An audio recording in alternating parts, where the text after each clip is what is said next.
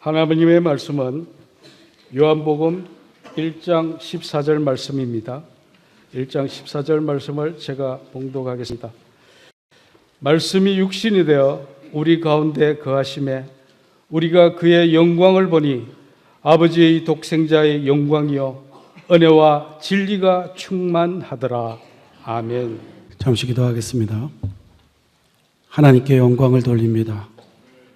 우리를 구하러 오신 주님, 오늘 이 시간 우리와 임마누엘 함께 하심을 믿습니다. 우리의 찬양을 받으셨는 줄로 믿습니다. 우리의 기도를 들으셨는 줄로 믿습니다.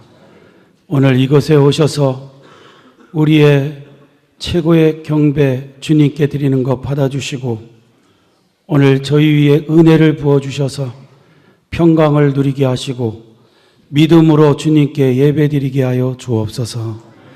부족한 종을 세우셨사오니 성령으로 충만케 하사 주의 말씀을 능하게 증거할 수 있도록 주님의 나심을 증거할 수 있도록 함께하여 주옵소서. 예수님의 이름으로 기도하옵나이다. 아멘. 아멘. 할렐루야.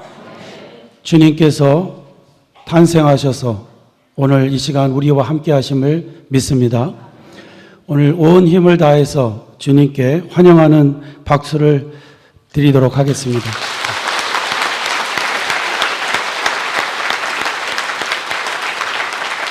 할렐루야. 성육신하신 예수님이라는 제목으로 말씀을 잠시 드리도록 하겠습니다. 하루는 시체실에 세 구의 시체가 들어왔다고 합니다. 그런데 시체 모두가 웃고 있는 것이었습니다. 그래서 검시관이 시체 관리자에게 물었다고 합니다. 아니, 시체들이 왜 모두 웃고 있는 거요? 그랬더니 시체 관리자가 이렇게 설명을 했다고 합니다. 이 첫 번째 시체는 1억 원짜리 복권에 맞았는데 심장마비에 웃다가 심장마비 걸려서 죽은 사람입니다. 두 번째도 심장마비인데 자기 자식이 대학에 시험을 봤다 1등을 하는 바람에 너무 좋아서 심장마비 걸려서 죽은 겁니다. 그러면서 세 번째 시체가 웃고 죽은 이유를 이렇게 설명했다고 합니다. 이 세 번째 사람은 벼락을 맞았습니다. 검시관이 벼락을 맞았는데 왜 웃고 죽는 거요? 그랬더니 하는 말이 사진 찍는 줄 알고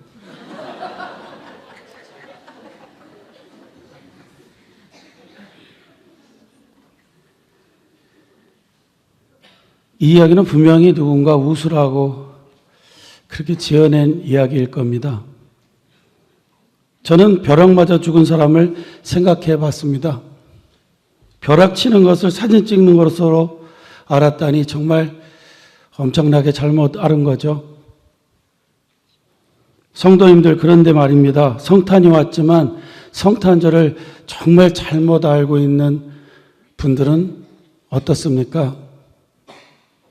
제가 볼 때는 벼락 치는 것을 사진 찍는 것으로 알고 웃고 있는 것이나 정말 이 성탄절이 왔지만 그 의미를 모르고 자기 마음대로 그렇게 생각하며 사는 분들 생각해 보면 이것이 더 심한 것이 아닌가 하는 생각을 갖습니다. 자신을 구하러 영원한 생명을 주시려고 예수님께서 이 땅에 오셨는데 전혀 다른 것에 신경을 쓰면서 그 성탄절을 즐기는 사람들이 있기 때문에 그렇습니다. 그 증거로 어느 심리학 교수가 40명의 학생들에게 크리스마스라는 단어의 의미가 무엇인지 생각나는 대로 써보라고 했다고 합니다. 그랬더니 학생들이 이렇게 썼다고 합니다. 크리스마스, 성탄주리, 캐롤, 휴일, 칠면조. 글쎄요, 크리스마스 때도 칠면조를 먹는지, 칠면조, 크리스마스 카드, 산타클로스 등등의 이야기들만 나열했다고 합니다. 성도님들, 뭐가 빠진 겁니까?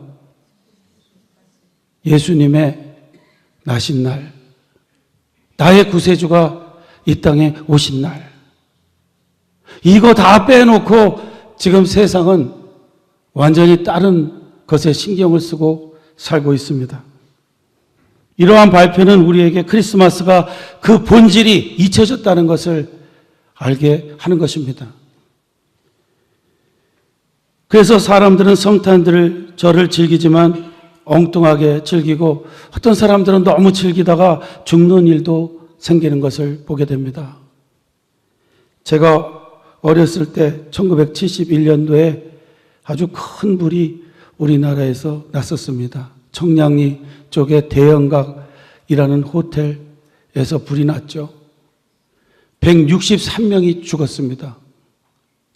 근데 그날이 바로 성탄절 날이었다고 합니다. 왜 거기서 사람들은 그렇게 많이 죽었을까요? 성탄절을 잘못 알고 즐기며 먹고 놀다가 거의가 그렇게 해서 죽었다고 합니다. 크리스마스라는 뜻은 그리스도와 예배의 합성어인 마스, 그렇게 그것으로 되어 있는 것입니다. 합성어입니다. 그러므로 그리스도를 예배하는 날이 바로 크리스마스인 것이죠. 그런데 사람들은 이제 그것을 잊어버리고 즐기는 날로 생각하며 살고 있으니 굉장히 잘못 알고 있는 것입니다. 제 전화기로 이 크랩 사 먹으라고 이렇게 이메일이 왔는데요.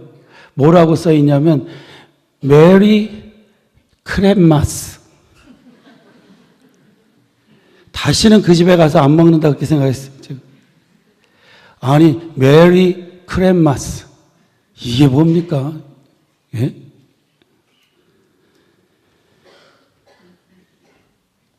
이런 이유로 저는 이 시간 진정한 성탄절의 의미를 생각해보고 우리가 성탄을 어떻게 생각하고 지켜야 되는지를 말씀을 잠시 드리고자 합니다.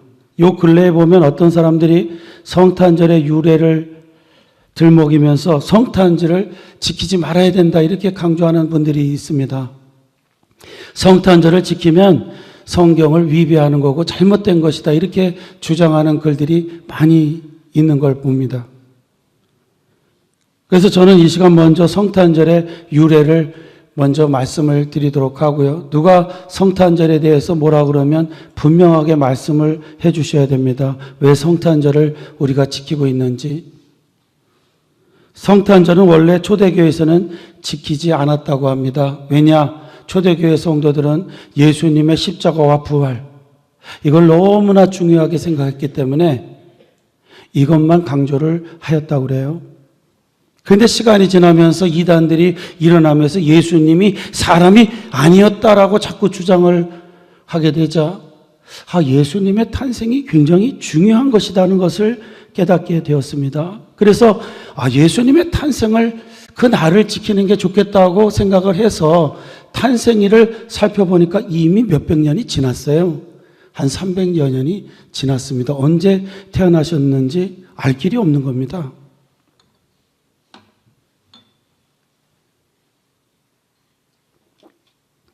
그래서 예수님께서 아마 1월 6일쯤에 세례를 받으신 것 같다 이렇게 생각해서 처음에는 1월 6일을 예수님이 나신 날 성탄절이라고 그렇게 지켰다고 합니다. 그런데 325년부터 354년 사이에 로마에서 성탄절이 지금과 같이 12월 25일로 지켜지게 되었다는 거죠. 그 이유는 전해져 내려오는 이야기로는 그 당시 12월 25일은 태양신을 숭배하는 그런 날이었다고 합니다. 그런데 기독교 지도자들이 이제 이 기독교로 로마가 이렇게 바뀌면서 이렇게 빛의 주인이신 그리스도께서 이 빛의 축제인 태양신을 숭배하는 이 날의 주인이 되셔야 된다 그렇게 믿고 이 날을 이제 성탄절로 그렇게 정하게 되었다는 거죠. 그래서 사람들은 이렇게 분명한 날짜도 아닌 성탄절을 지키고 특별히 우상을 섬기는 그러한 날을 우리가 성탄절로 지킬 이유가 없다. 이것을 지키는 것은 하나님을 모독하는 거다. 뭐 이러면서 반대를 하는 분들이 있는 것 같습니다. 그러나 제 생각은 다릅니다. 우리는 예수님이 태어나신 날짜를 분명히 모릅니다. 그러나 분명한 것은 예수님은 인간으로 태어나셨다는 것입니다. 그 말은 우리는 모르지만 날짜는 있다는 겁니다. 믿습니까? 어디 날짜도 없이 태어나신 게 아니라 인간으로 오실 때는 분명히 어떤 날짜가 있었다는 것이죠. 그런데 우리가 모른다는 겁니다. 그런데 우리가 예수님이 이 땅에 태어나신 것을 환영하며 감사하고 예배를 드려야 하는 것은 또 당연한 거죠. 그래서 모든 기독교 교회가 한 날짜를 정해놓고 지키면서 예수님의 탄생을 기리자는데 뭐가 잘못된 것입니까? 날짜 몰라서 우리 전체가 한 날을 정해서 지키자는데 문제가 없다고 생각합니다. 현대에 보면 우리는 이미 죽은 사랑하는 가족을 기리며 생각하기 위해서 추도식도 갖습니다.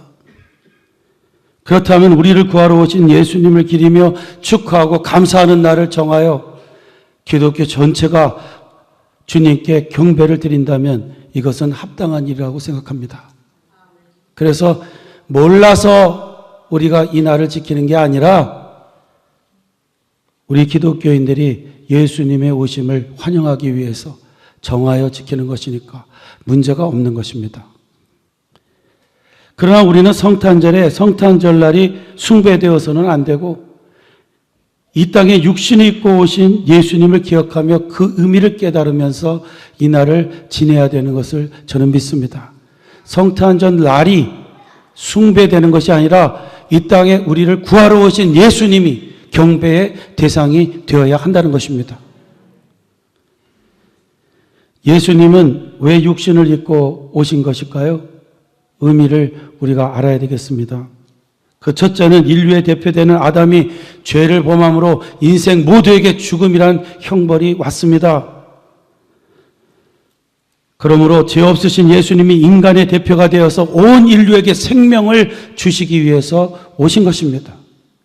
예수님이 왜 육신을 입고 오셨냐면 인간의 대표로 우리에게 생명을 주시기 위해서 인간의 모습을 입고 오셨다는 것입니다. 그래서 성경은 이렇게 말씀하고 있습니다.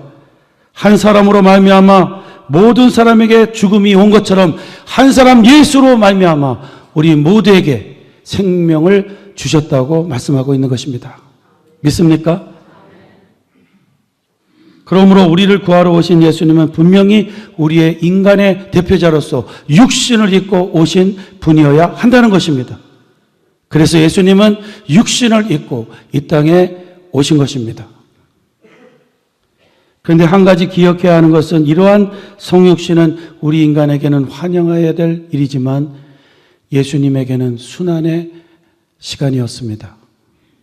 그 이유는 그 크신 하나님이 작은 인간의 모습으로 죄 많은 이곳에 오셨기 때문입니다. 저는 언제나 예수님의 이 땅에 오심을 생각할 때 도미니카를 생각하게 됩니다.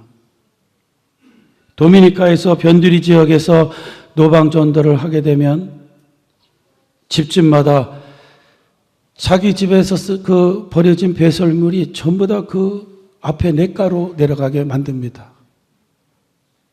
뭐 하수도 시설이 잘 안 돼 있으니까 그냥 냇가로 내려가든지 냇가가 없는 데는 앞길로 그냥 흐릅니다. 포장도 안 된 곳으로 흘러요. 그런데 비가 오면 이제 그게 다 질척질척합니다. 자, 노방전도를 하기 위해서 그 위를 우리가 발로 딛습니다. 기분이 좋습니까? 안 좋습니까? 네? 좋을 것 같아요? 안 좋을 것 같아요? 배설물 위를 지금 걷는데 또 어떤 대원은요, 그걸 슬리퍼를 신고 질척질척 걷는데 그게 다 발등 위로 올라오지 않습니까? 말해주지 않았어요, 제가. 근데 그게 그런 물이에요. 다 그런 물이에요. 근데 그런 곳에서 내주는 밥을 먹습니다. 상위껏 주는데요. 파리가 막 이렇게 왕파리가 붙어요. 어디서 날라온 파리일까요? 그걸 먹는 자체도 힘듭니다. 그리고 먹고는 일주일 꼭 배가 아프게 돼 있어요. 뉴욕에 오면은 1, 2주간 계속 화장실을 가야 됩니다. 그런 곳에 가서 전도를 한다는 것이 무슨 의미입니까? 고난입니다. 고생입니다. 그래서 저는 가끔 은혜부 대학에서 제자훈련 세미나를 할 때 미국과 도미니카의 환경을 비교해서 설명합니다. 제가 이곳에 와서 선교를 하는 것은 쉽지 않으나 사명으로 하고 있다. 이렇게 우스갯소리를 해요. 그러면 다들 웃으면서 너무 감사해하고 있어요. 여비까지 써가며 황궁이 열악한 곳까지 찾아와서 고생하며 자신들에게 제자 훈련시켜주는 게 얼마나 고마운 일입니까? 그런데 죄 없으신 거룩하신 예수님이 우리를 구원하시려고 이 죄 많은 곳에 오셨다는 그 자체가, 그리고 우리와 같은 형상을 입으시고 그 크신 하나님이 그 작은 먼지와 같이 작은 우리의 모습으로 오셨다니 이건 순환인 것입니다. 우리를 사랑하지 않으시면 절대로 할 수 없는 일인 것입니다. 그러므로 우리는 이날에 예수님의 오심을 진심으로 환영을 해야 되는 것입니다. 사실 이 말은 맞지 않아요. 주님의 오심을 축하드립니다. 이거는 우리에게 해야 될 말이지 예수님께 해야 될 말이 아니에요. 축하하는 건요, 남들이 잘 될 때 기뻐해 주는 거예요. 성탄 축하하는 것은 우리를 구원하러 오셨기 때문에 우리가 축하를 받아야 되는 것입니다. 그러한 마음으로 서로 축하를 한번 했으면 좋겠습니다. 성탄을 축하합니다.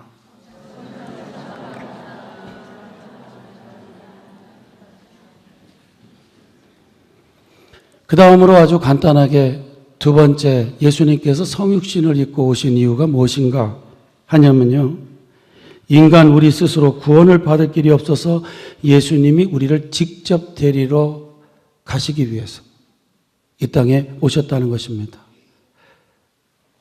그것은 마치 우리 아이가 깊은 웅덩이에 빠져서 스스로 올라올 수 없을 때 우리가 내려가서, 부모된 우리가 내려가서 그들을 붙잡고 올라오는 것과 같은 것이라는 것입니다. 그래서 구원은 우리 스스로 얻을 수 있는 것이 아니고 예수님의 은혜로만 얻게 되는 것임을 믿습니다. 이 은혜를 주시기 위해서 예수님이 이 땅에 오신 것입니다. 그리고 이 시간 특별히 우리가 감사할 것이 하나 더 있습니다. 그것은 우리가 지금 이렇게 자유스러운 곳에서 성탄절의 기쁨을 마음대로 예배드릴 수 있다는 것입니다. 캐나다의 어떤 신문이 이런 보고를 했습니다. 지금 성탄절이 왔지만 세계 곳곳에서는 이 성탄절을 지키려면 목숨을 걸어야 되는 성도들이 많다. 전 이 신문 내용을 읽으면서 정말 그렇다. 우리가 어떤 곳에 살고 오늘 이렇게 나와서 예배를 드릴 수 있는 것은 하나님의 또 다른 은혜다. 이런 생각을 합니다. 사우디아라비아에서는요, 성탄절을 지키면 추방을 당하고 잘못하면요, 급진적인 세력에 의해서 참수를 당하게 된다고 합니다. 얼마 전에도 필리핀 사람이 성탄절에 기도했다는 이유로 두 사람이 참수형을 당했다고 그래요. 그뿐 아니죠. 수단에서는 다 이게 이슬람권에 있는 나라들인데요. 성탄절날 선물을 사러 나가는 자들은 경찰이 할 일이 없는지 그들을 단속한다고 그래요. 그리고 나이지리아와 스리랑카에서는 교회에서나 가정에서 성탄절을 지키는 것은 국법으로 허용을 해줬지만 밖에서 야외에서 하는 모든 행동에는 폭도들의 공격을 받게 된다고 합니다. 신문은 이런 나라들 외에 많은 나라가 성탄절날 위협을 느낀다고 그래요. 그러나 역시 예수님을 믿는 것이 가장 위험한 나라는요, 우리 같은 피를 갖고 있는 형제들이 살고 있는 북한이라고 생각합니다. 아직도 예수를 믿는 사람은요, 고개를 들지 못하게 하고 수용소에서 처참하고 비참한 핍박을 받으며 살고 있습니다. 제가 이런 생각을 해봅니다. 우리도 북한에서 태어날 수도 있고 이슬람권에서도 태어날 수 있었는데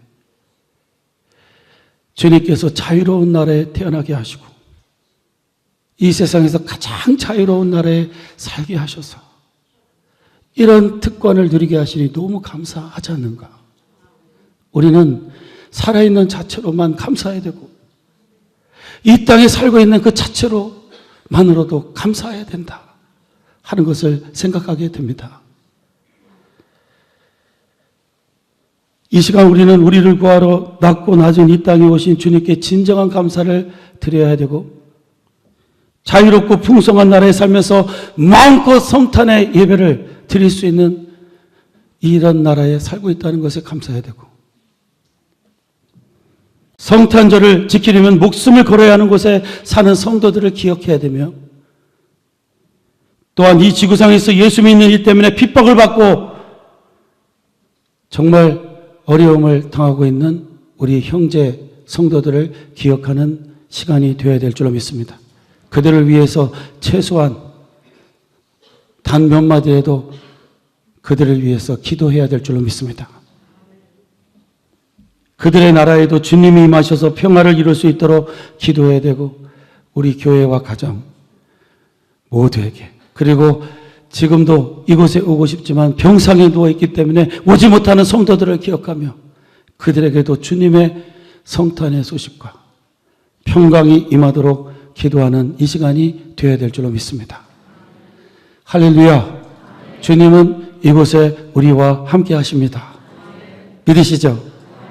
부활하신 예수님, 태어나신 예수님, 오늘 이곳에 계셔서 우리 성도님들 모두에게 평강을 주시기를 주의 이름으로 축원합니다. 기도하겠습니다. 하나님 아버지, 주님의 오심을 되새길 때마다 감격이 일어나고 우리가 이런 곳에 살면서 하나님께 영광을 돌릴 수 있게 하심에 감동적으로 마음이 뭉클해지면서 주님께 감사를 드립니다. 주님을 경배하고 싶지만 할 수 없는 나라에 사는 우리의 형제들을 불쌍히 여겨주시고 저들에게도 속히 신앙의 자유를 주시옵소서.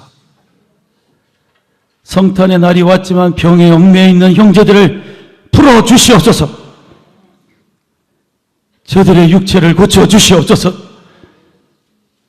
성탄의 기쁜 날이 왔지만 가정의 문제로 자녀의 문제로 애쓰며 기뻐하지 못하는 성도들에게 기쁨의 소식을 주시옵소서.